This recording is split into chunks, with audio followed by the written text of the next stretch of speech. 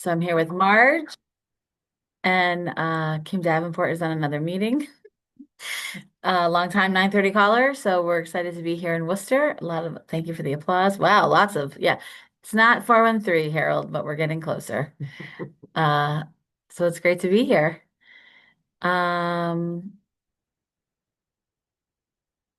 as folks saw yesterday, our email was down. Our email is back up. But if you emailed us on Sunday night, um, or to Monday afternoon, we did not get it. So if we have not gotten back to you, please resend your email, so we can make sure we get back to you. Someday we'll be in the 413, Harold. That's true.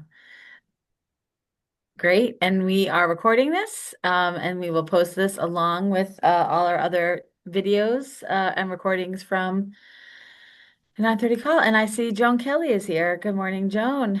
Good Great to see morning. you. So as we get started, Joan, and folks will be joining, our first question for all 9:30 callers is for you to tell us a little bit about you and how you came to be in your current role. And then would love to also maybe highlight how we first met around turning the page. So I'll turn things over to you to answer that question, and we'd love to hear the update. Okay, so I'm assuming you can see and hear me fine We there. can. Okay, good. My name's Joan Kelley, and I am a former teacher. I taught both elementary school and reading specifically.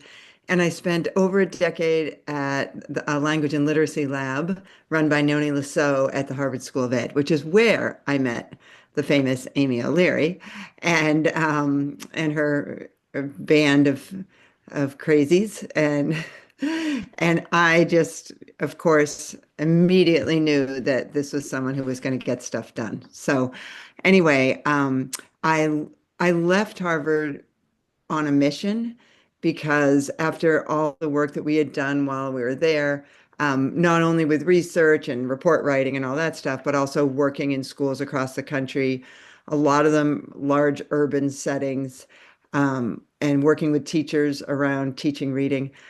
I realized that we really have not done what we have to do around families, and that there had to be a way that we could collaborate with families successfully as educators. And so I left to do that. I spent a summer at MIT working with some Sloan people to get it off the ground, and I designed a really cheap, because I'm looking for scale, way to help all educators everywhere get their families more productively involved and improve reading rates. That's great. And when I recently we reconnected, we were out, and I said, Joan, I need someone to explain the science of reading to me, because we're hearing a lot more. And as you said, we did the early work. I'm going to put the link to the report.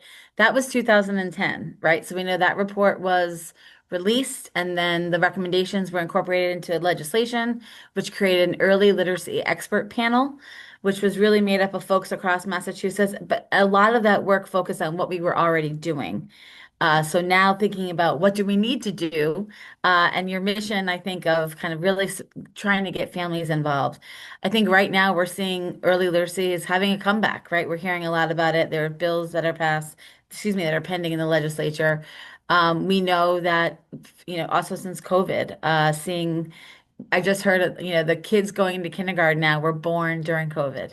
And so you think about that 5-year trajectory where we are now. We know folks on this call were sharing all along the way of kind of how they were seeing children as they were entering early education and care settings. So tell us more about what you have developed and what we can do about it. Okay, hey, Amy, I was thinking I would start with a little bit of a background on the science of reading in a very Excellent. quick way, if that's Perfect. okay. So I'm going to share my slides. Great. Um, okay, I'm not the best at doing this, but hopefully I can do it quickly. We Um, always say, Joan, this is the hardest part of the 9:30 call. exactly. And look, there we are. We can see them. Okay. Great.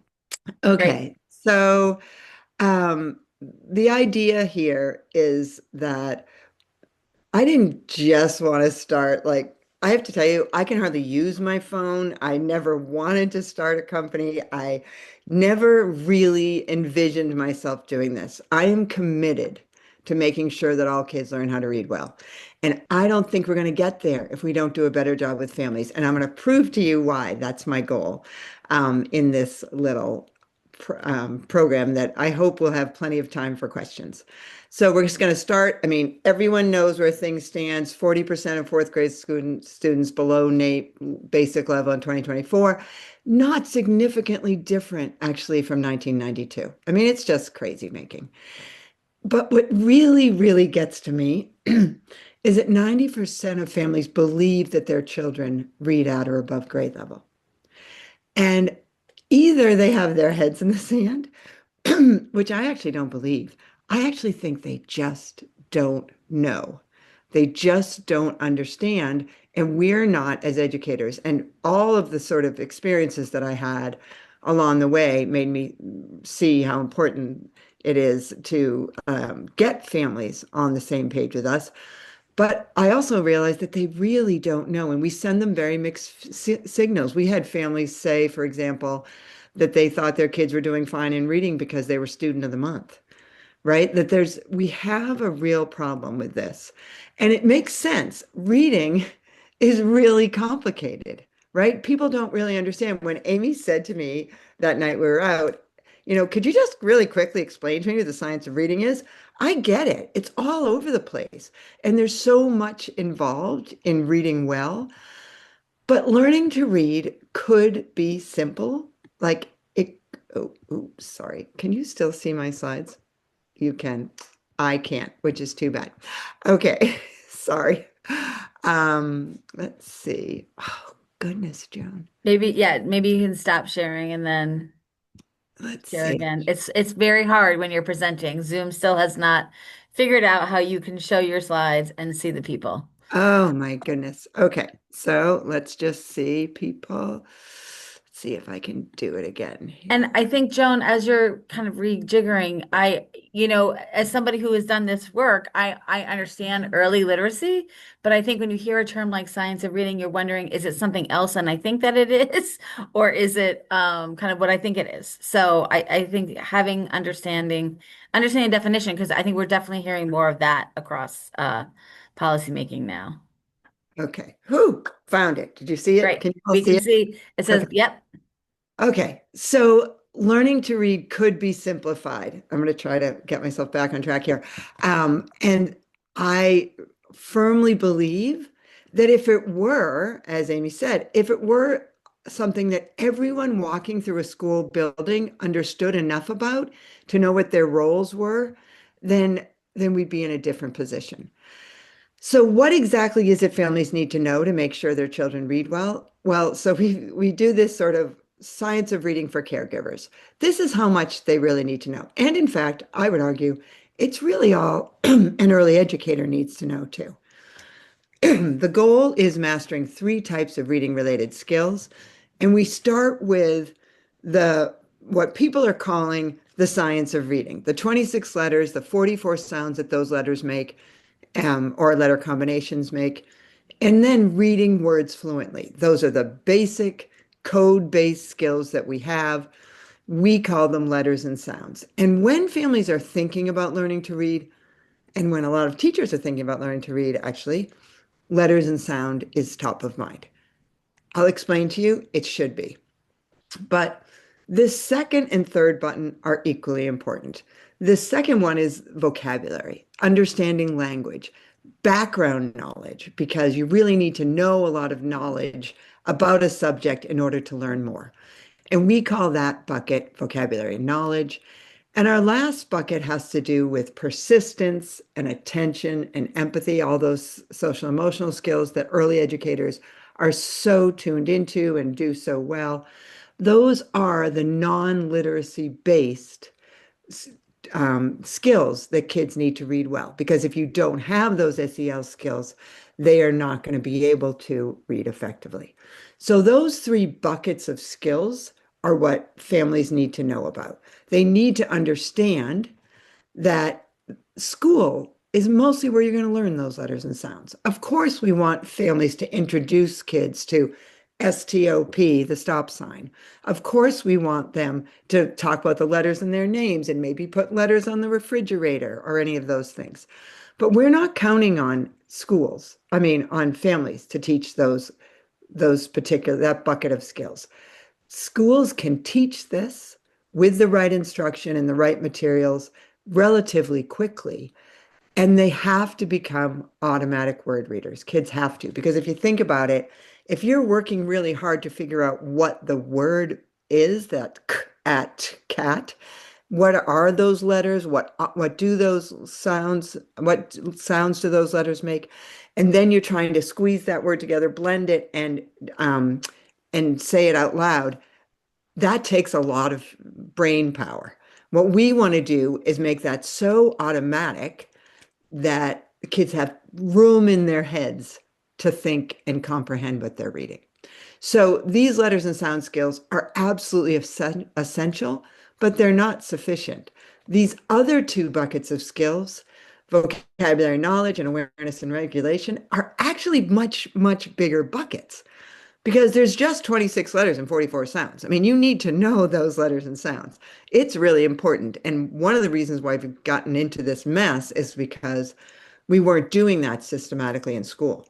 But we can't only do that. These other two buckets of skills have to build up throughout a child's life, 24/7, through talking and reading, interacting with kids. It's this relationship building while you're doing this language building that really makes it powerful. But why do most older students struggle to read? Because the language in text gets so much harder to understand. So we can teach children to read words, but they also need to understand them.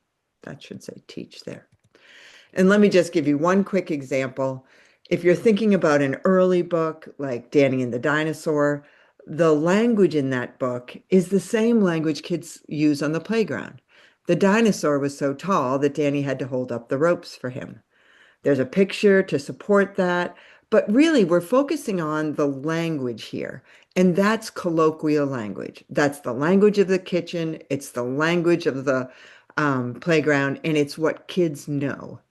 When they get up to high school, they're asked this one sentence. This is, again, just one sentence, like the Danny and the Dinosaur sentence, but it is a lot more complex. The words in it, the evidence does not justify an interpretation of the revolution in Massachusetts as an internal class conflict designed to achieve additional political, economic, and social democracy.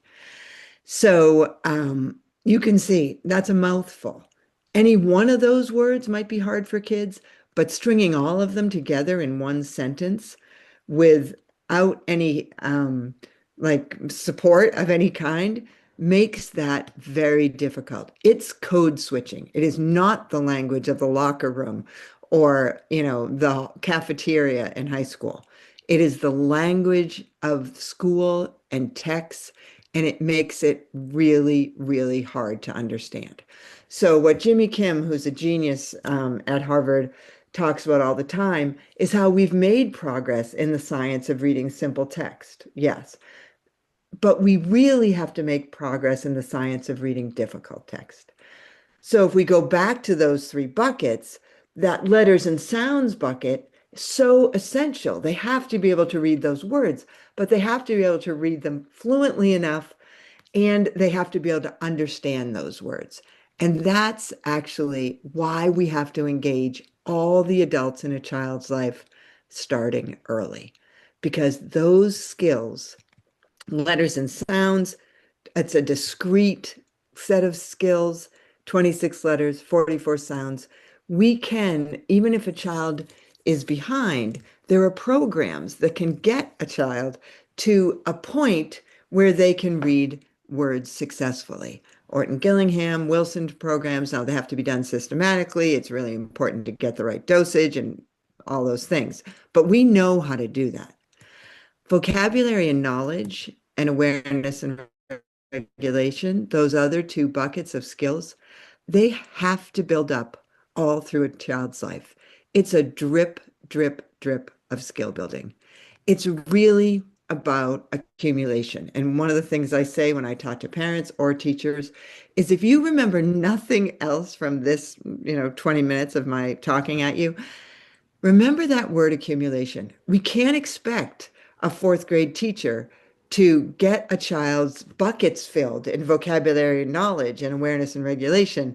Those have to be done in small moments every day through the years. So we have to partner with families. They're with kids more. What is the number? Like 13% of the time that kids are in school. But so how do we do it? And that's what I really wrestled with. It is super, super hard to engage families. But we can look at the best family partnership research. I won't go into it, but I could, if anyone's got a few minutes at any point. Karen Mapp and her associates did this dual capacity building. But really, what it boils down to is we need to engage families in a way that builds their capacity, that's systemic, so it's all through the school, that it's integrated with learning, and it's sustained. And the only way that happens is if it's structured, if the leaders are all in, if the teachers understand it and promote it, and if we're all along building adult understanding so that we don't have 90% of families believing their kids read at or above grade level when just about, in some schools, 20 to 30% do. So I went back, I made this app. It's called Abound. It helps families learn about reading development and their children's progress. It focuses on building language and knowledge, especially through talk, because it's extra dosage that kids need. In schools, they're trying, but it's like taking a quarter of a Tylenol. You need this throughout your life, as we know, and we put into Turning the Page, Amy, so very long ago. But we can do this in just minutes a day.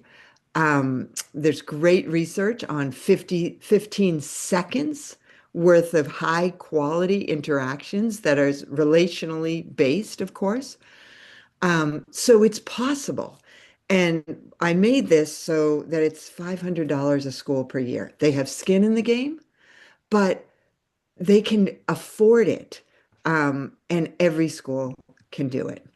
Of course, we haven't made any money yet, but anyway, and we're basically have to do what we can to keep in business. But here were the goals. First, we have to build capacity of families, and second, we wanted to provide this concrete support, the drip, drip, drip.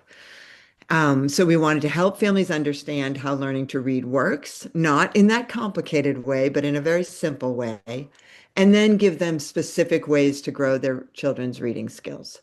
I'm going to show you a couple of slides on how that works, and then I'm going to stop talking. We first, in the capacity building front, we have this check-in. So we ask families twice a year to answer 25 questions about those three buckets of skills. And we make it not feel punitive if they don't know. And we ask them to do it and share the results with the teacher a week before the conference. That structures in the way we know family partnerships need to work. That structures the program so that families are actually asked to be part of this conference. And also, it gives families more agency. 90% of the teachers we surveyed said that families asked better questions, had more confidence around reading questions when they got to the conference. So this is a twice a year benchmark check-in based on the early learning standards of the state of Massachusetts and the Common Core state standards. And then the other thing we do is we provide concrete support. So we ask families to ask kids 2 questions a day. And then we ask them to read 2 books over the course of 2 weeks. This is now in English and in Spanish. We're working actually on getting it by before the school year, sorry, before 2025 is over, in the 5 most common languages spoken by families in the US. Um, but the books are only in English for now. We're working on that. It is, though, possible to click on a link to a publicly available read aloud, which because they're publicly available is totally fine to do. So they're built around 2-week themes to build up knowledge over time. And there's a lot more to say about this. But basically, we're trying to get families to talk with children and not just to them, not just be transactional, pick up your socks, put away your backpack, but actually have conversations that get kids to think and wonder. And today's questions, for example, our theme is things that go. For a 3-year-old, if you were a school bus driver, would you name your bus? What would you name it and why? And then the other question is about a word of the week. The word of the week is transport. If you were riding a bike, would you rather transport a carton of eggs or a large rake? Why? Transport means to move something from one place to another. So the whole idea is because schools can't do it alone, this drip, drip, drip of skill building has to happen so kids accumulate the vocabulary and knowledge and awareness and regulation they need. We need to engage families. I actually think that we have an obligation to do it more productively. We can't just have kids just be building community, even though I know that's essential and it does drive outcomes. But we need to help families help kids read better. And that's all I have to say. Thanks so much, Joan. We have some thoughts in chat. So Rachel says, Joan, this is so helpful. After 25 plus years in education, this may be the clearest explanation I've ever seen. Donna Danette shares, I would love to see the bucket sizes adjusted to represent what you just said. Yes. Edna shares, I think that the words need to go along with meaningful experiences, especially in the early years. Donna says, belies the concept of teachers catching them up, which we know is not workable. Mhm. Marissa says, I love the family engagement framework. In this context, families feel like we have no idea how to teach our kids literacy skills, but you're making this very concrete. Kate wonders, is the app built around values like anti-bias and culturally relevant supports and capacity building? And Mhm. then is there a particular age range that the app is focused on or that you consider a sweet spot for using? Oh, all great questions, comments. Thank you, everyone. My email is joan@aboundparenting.com. So if anyone wants to lob in a question, I'm happy to go back and forth. But it's for age 3 to grade 3. I do think you're right. There's so many better ways to do this kind of thing. Of course, if you we're all working on the same themes and but what we're trying to do is give kids who don't have some of the opportunities to have this kind of talk in their lives an opportunity. And so we've done it in the simplest, easiest way that we can. And I actually think the earlier you start, the better. And I work with a lot of early ed centers to do this because they recognize that, first of all, when I go in, I never do it without training the teachers and training the parents. So we get all on the same page. If every person who walked through the school understood what it took to read well and what their role was, I just think we'd all be in a much better place.